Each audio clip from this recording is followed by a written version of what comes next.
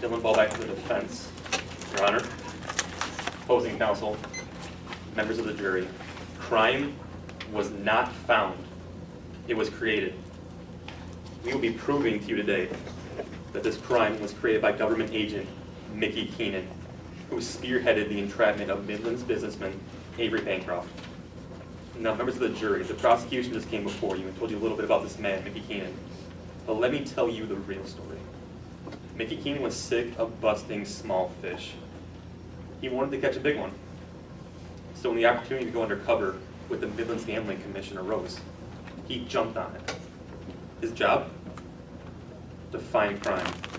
But little did anyone know at the time, he was going to be the one creating it. His target? Avery Bancroft, who, as you'll hear later in today's trial, was a man who Keenan already viewed as corrupt, and a man he actually hoped would apply to get the new casino. That's because Keenan wanted to believe Bancroft was a lawbreaker, and that he was the type of big fish who deserved to get caught. He finally got the chance he'd been waiting for, and when he wasn't sure that the crime could be found, he took matters into his own hands. As a defense in today's case, we are taking an affirmative defense.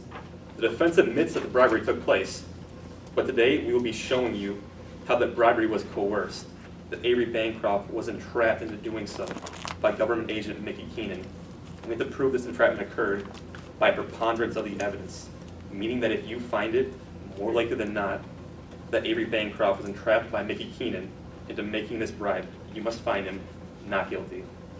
Now, in determining whether Avery Bancroft was predisposed to commit entrapment, there are 5 elements that must be proven to you today. The first is whether the government agent initially suggested the criminal activity.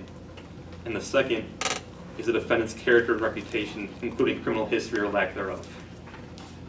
We'll be proving these things to you today through Corey Hyde, Bancroft's personal assistant, who will come before you today and tell you that Mickey Keenan coerced him into helping take down Bancroft before Bancroft had even done anything wrong. He'll also tell you that he had never seen anything illegal happen in all his time working in Bancroft's office. The third is whether the defendant demonstrated reluctance to commit the offense. And the fourth is whether government agents repeatedly pressured or persuaded the defendant to perform the criminal activity.